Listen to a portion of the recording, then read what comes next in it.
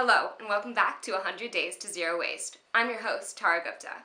We've tackled bulk grocery shopping, we've tackled recycling and composting. This week, we had contestants tackle another huge topic, hygiene. How do you clean your kitchen? How do you clean your bathroom? How do you clean your body? We wanted the contestants to explore these topics. Let's see how it went.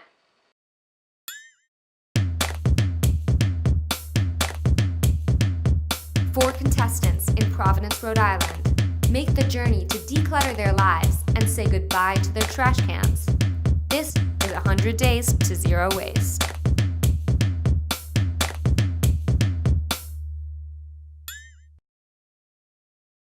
This week is about personal care. So I got out of the shower yesterday, got our email that said this week's going to be about personal care, and I just washed my hair. That's what this fishtail braid is all about. That's what I do when I wash my hair. And then as the hair dries, it takes some of that curl, which is kind of a nice, easy way to get some body in your hair. I do have a lot of hair care product. I also have a lot of makeup I use. So it's going to be a challenge to reduce and quit bringing the packaging in. I've started to research some of that, and I found some makeups that are packaged in bamboo. I'm really interested in that. And also finding out maybe how to make my own hair care products, my own soaps.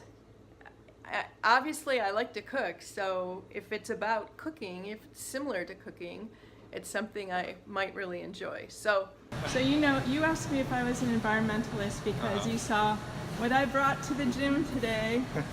My own towels, this one for cleaning the machines and this one just for wiping the sweat off my brow. And then I think his name, I can't remember the name of the guy who was here before you, but he gave me this. Yeah, that was also Ben. So I thought so, and then that confused me.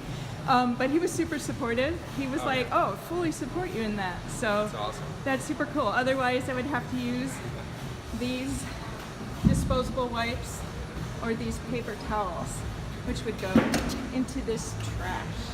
I just got back from doing some more snow removal in my yard, and I need a shampoo. So guess what is in this bag? It's a beautiful, reusable California bag celebrating the first state to go completely single-use bag free. Yay, California. All right, what's inside of here?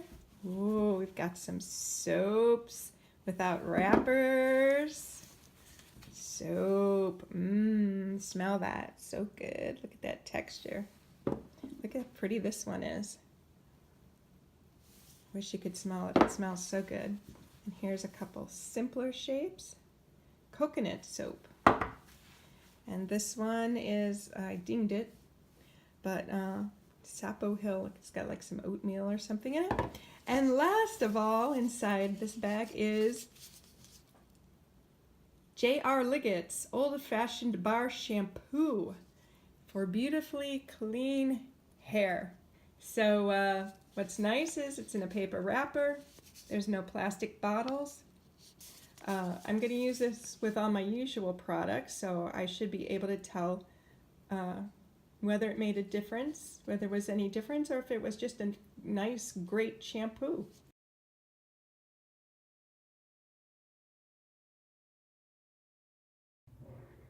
It's about 7 o'clock on a Saturday morning. Woke up at 5:30. Typical college student lifestyle. No, I really just, sometimes I wake up early and when I woke up the sun was rising, so of course I couldn't go back to sleep. It was too beautiful. So anyways, I've been soaking and rinsing this peanut butter jar so I can put it to good use. Pretty excited about that. I still have to soak the label and get it off. Not sure what vessel I have to soak it in, but that made me just think of like, hey, I use dish soap occasionally. I also don't use sponges as often as I probably should, just because I'm gross and I use my hands to wash things, but currently I'm using this natural dish liquid with a powerful plant formula that's biodegradable. So what I've done so far is I have been meaning to brew a new batch of my kombucha for a while, so I finally did that and it's cooling on my windowsill right now. And I have the SCOBY waiting in the fridge to put in. I also read just today that you can use old SCOBY pieces as face masks. What do you do in life gives you extra SCOBY? Put it on your face, of course. I'm just like looking at recipes for handmade deodorants and soaps and lotions and toothpaste and conditioner, and I'm getting kind of excited because I love making stuff like this. Like I've experimented with this kind of stuff before, and I think it's really fun, and I think it'll be interesting to see how I'm able to do it with the sort of limited resources I have here. Just my little dorm room. We'll see. Oh, I do my soap, my face wash I've been using for like 5 years of my life. This charcoal, like black soap shea butter thing. So that's a good thing at least. I've been thinking a lot about getting a shampoo bar for my hair rather than actual shampoo. I have to be really particular about what I put on my face because I've had like a lot of different skin issues in the past. So I'm really hesitant to like put things I'm not familiar with because it's taken me so long to find the things that do work really well on my face. The other thing is that I wear contacts every day. I'm not really willing to change that because sometimes I wear my glasses. It's just, I've gone through periods where I've worn my glasses for a long time because I couldn't get my contacts. But I find that I'm a lot more, I feel a lot better about myself in my contacts, and I feel a lot more comfortable in them. I recently switched to this like a couple of months ago. I got this like a month ago. It's made of recycled yogurt cups. I had these grand plans to make my own laundry detergent, but now I'm sick and I'm so tired and I can't make anything from scratch. And I really need to rest. And another thing I can ramble on about is how I use vinegar to clean our countertops and how much my boyfriend hates the smell of it because he thinks it smells like throw up. And I'll have to experiment and see how I can add some essential oils to things and see if I can mask the smell, or it'll just smell like peppermint vomit. I don't think he would like that either. Vinegar does kind of smell like vomit, doesn't it? Just doing some old-fashioned cleaning with a mop and stuff. I think this week's challenge, coupled with thinking about groceries and now onto hygiene and cleanliness, has made me think about what waste really is. And by definition, waste is a byproduct that cannot be reused in any way, right? And it's a byproduct of a process that is lacking in efficiency. And this week, we've had to kind of reassess the way some components of our house are organized, such as, where you keep clean kitchen rags and dirty ones, and same with handkerchiefs. I think what this is going to lead to is me becoming a pretty efficient person in our household and having a much more organized household in general, which will be good. I've done a little bit of reorganizing in our kitchen to make things less wasteful and more efficient and more convenient. So in this drawer, everybody has a junk drawer.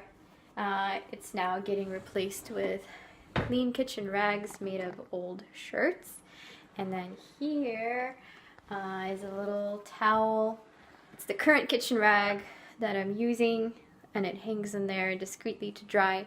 And under the sink is a bucket for old rags that are done and need to be laundered. And the other minor change is cloth napkins. And I put away our paper towels in a secret place to be used only in emergencies. I'm using this old dress that I'll never wear again to make a handkerchief. Most are 1 centimeter.